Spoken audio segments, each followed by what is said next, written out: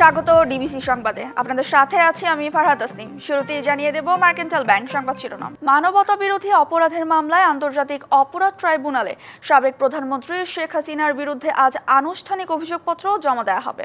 ট্রাইব্যুনালের অনুমতি পেলে জুলাই আগস্টের আলোচিত এই মামলাটির বিচার কার্যক্রম বিটিভির মাধ্যমে সরাসরি সম্প্রচার করা হতে পারে বলে জানায় রাষ্ট্রপক্ষ।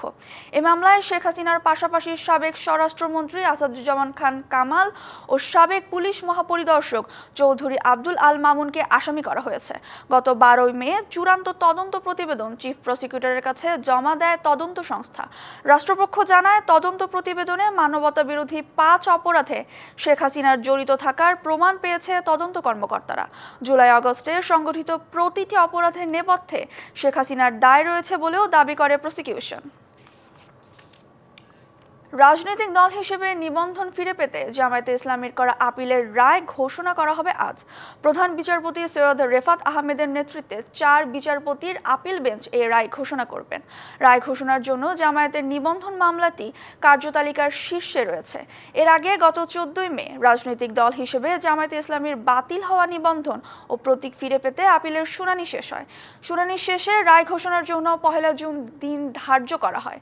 মামলার নথি থেকে জানা যায়, এক রিট আবেদনের নিষ্পত্তি করে 2013 সালের 1 আগস্ট জামায়াতে ইসলামীর নিবন্ধন বাতিল ও অবৈধ ঘোষণা করে রায় দেয় হাইকোর্ট। এরপর 2018 সালের 7 ডিসেম্বর জামায়াতে ইসলামীর নিবন্ধন বাতিল করে প্রজ্ঞাপন জারি করে নির্বাচন কমিশন। 5 আগস্ট পরবর্তী সময়ে আপিল বিভাগে খারিজ হওয়া আবেদনটি পুনরুজ্জীবিত করার আবেদন করে বাংলাদেশ জামায়াতে ইসলামী।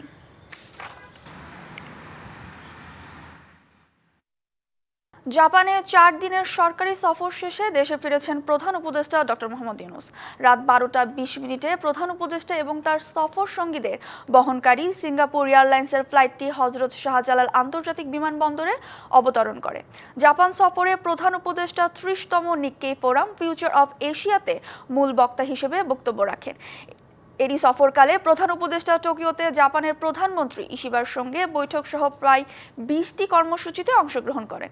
বৈঠকে দুই নেতা চলতি বছরের মধ্যে বাংলাদেশ ও জাপানের মধ্যে অর্থনৈতিক অংশীদারত্ব চুক্তি সইয়ের অঙ্গীকার পুনর্ব্যক্ত করেন। নতুন বাজেটে 3.5 লাখ টাকাই থাকছে ব্যক্তির করমুক্ত আয়সীমা। বার্ষিক 4.5 লাখ টাকা পর্যন্ত আয় দিতে হবে 5% কর। নতুন বাজেট খুব বেশি হেরফের নেই কোম্পানির আয় করে।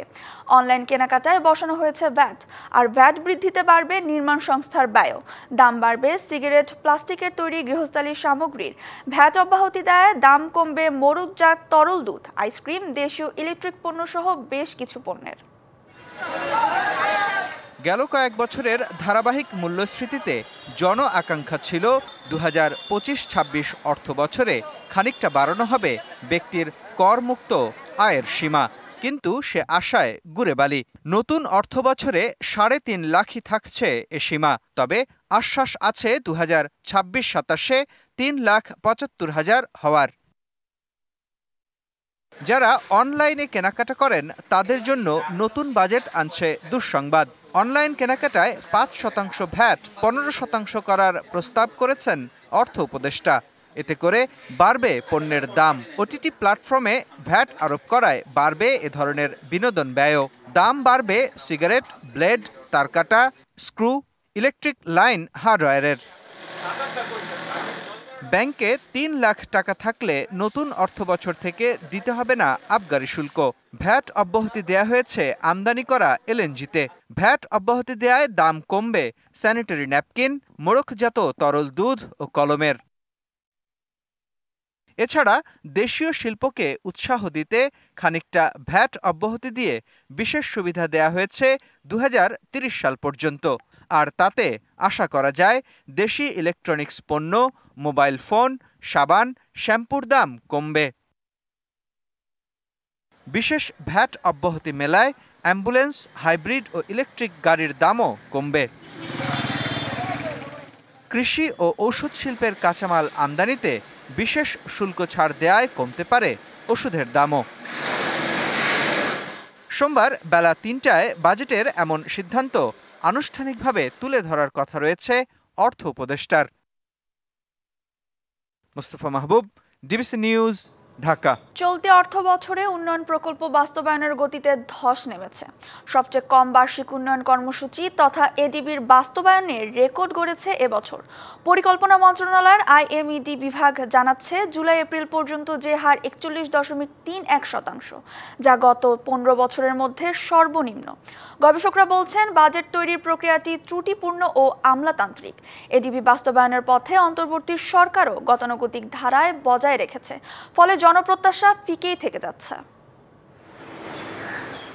পরিকল্পনা মন্ত্রণালয়ের বাস্তবায়ন, পরিবীক্ষণ ও মূল্যায়ন বা IMED বিভাগের ওয়েবসাইটে বার্ষিক উন্নয়ন কর্মসূচির মাসভিত্তিক 2010-2011 অর্থবছর পর্যন্ত দেয়া তথ্য রয়েছে, যেখানে চলতি অর্থ বছরের জুলাই থেকে এপ্রিল পর্যন্ত 10 মাসে সংশোধিত এডিপিতে বরাদ্দ ছিল 2,26,164 কোটি টাকা। তবে খরচ হয়েছে 93,424 কোটি টাকা। বাস্তবায়নের হার 41.31%, যা গত 15 বছরের মধ্যে সর্বনিম্ন। তবে IMEDর ওয়েবসাইটে 2010-11 অর্থ বছরের আগের বছরগুলোতে মাসভিত্তিক তথ্য নেই, যে কারণে চলতি অর্থ বছরের এডিপির বাস্তবায়নের হার প্রকৃতপক্ষে কত বছরের মধ্যে সর্বনিম্ন তা তুলনা করা যায়নি। গবেষকরা বলছেন, আগের সরকারের ধারাবাহিকতায় অন্তর্বর্তী সরকারও গতানুগতিক ধারায় এডিপির বাস্তবায়ন করেছে। পাশাপাশি রয়েছে রাজনৈতিক পট পরিবর্তনের ধাক্কা, বরাদ্দ অর্থ খরচ করতে না পারা সহ নানামুখী সমস্যায় এডিপি বাস্তবায়ন রেকর্ড পরিমাণ কমেছে। একটা হচ্ছে কিছু স্ট্রাকচারাল কিছু সমস্যা আছে, এই সমস্যা এখনো আছে। গণ অভ্যুত্থান পরবর্তী সময়ে পরিবর্তনের ফলে কিছু সংস্কার, কিছু পরিবর্তন, সেটার ফলে কিছু অনেক ক্ষেত্রে কিছু প্রকল্পের ক্ষেত্রে হতে পারে যে গতিশ্লথ হয়ে গেছে। আর দ্বিতীয় যেটা বৈদেশিক ঋণ বা অনুদান, সেই জায়গাগুলোতে আমরা দেখছি যে সার্বিকভাবে কিছুটা কিন্তু পরিবর্তন এসেছে।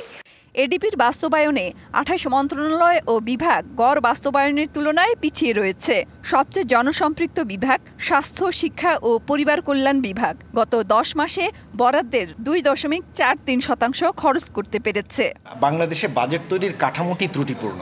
বাজেট তৈরির কাঠামোটি পুরোপুরি এটিকে একটি ব্যুরোক্রেটিক প্রসেসের মধ্যে ফেলে দেওয়া হয়েছে, যাতে বিভিন্ন সরকারি প্রতিষ্ঠানগুলোর শীর্ষ পর্যায়ে থেকে মূলত অ্যালোকেশনগুলো নেওয়া হয় এবং সেই ভিত্তিতে বাজেট প্রকল্পগুলো চয়ন হয়। এমন বাস্তবতায় আগামী আসছে বাজেটেও প্রকল্প গ্রহণে বিগত সরকারের ধারাবাহিকতায় খাতভিত্তিক বরাদ্দ ও গুরুত্ব দিয়েছে অন্তর্বর্তী সরকার। মেহের মনি, DBC নিউজ, ঢাকা। শুধু একটি দল ডিসেম্বরে নির্বাচন চায়। প্রধান উপদেষ্টার এমন বক্তব্যকে অযৌক্তিক বলছেন বিভিন্ন রাজনৈতিক দলের নেতারা। বিশেষ করে বিএনপির সঙ্গে যুগপৎ আন্দোলন করা নেতারা এতে বিস্ময় প্রকাশ করেছেন।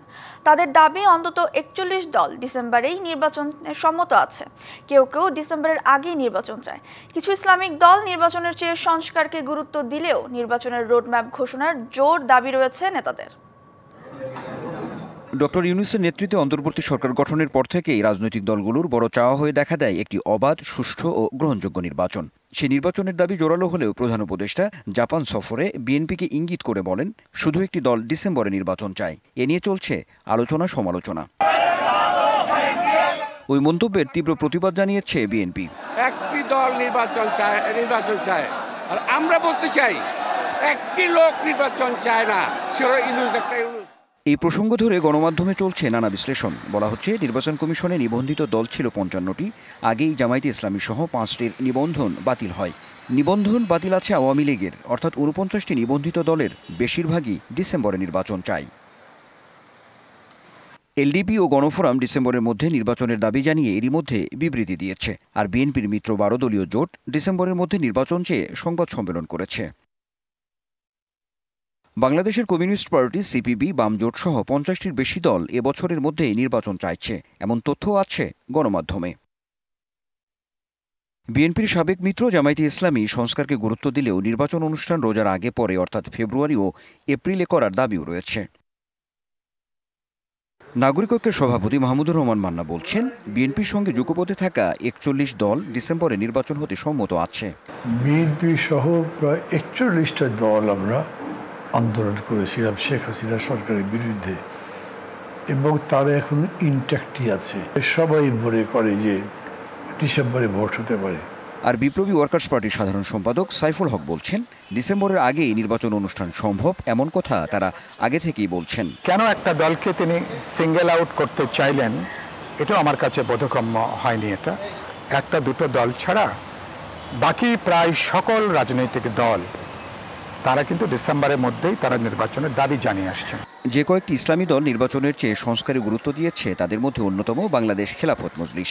দলটির মহাসচিব বলছেন, সুষ্ঠু নির্বাচন নিশ্চিতে সংস্কারে গুরুত্ব দিলেও তারা নির্বাচনের রোডম্যাপ চাইছেন। আমাদের স্পষ্ট বক্তব্য হলো সংস্কার করতে হবে, এরপর নির্বাচন করবে। কিন্তু কবে করবেন এটা একটা রোডম্যাপ দিয়ে দেওয়া উচিত, যে আমি জানুয়ারিতে করব, ফেব্রুয়ারিতে করব বা মার্চে করব। নির্বাচন নিয়ে আলোচনা বাকবিতণ্ডার পরও কেন সরকার রোডম্যাপ ঘোষণা করছে না এমন প্রশ্ন তুলে রাজনৈতিক দলের নেতারা বলছেন, এ নিয়ে বেশি দেরি হলে দলগুলোর মধ্যে অসন্তোষ দেখা দিবে, যার ফল ভালো হবে না।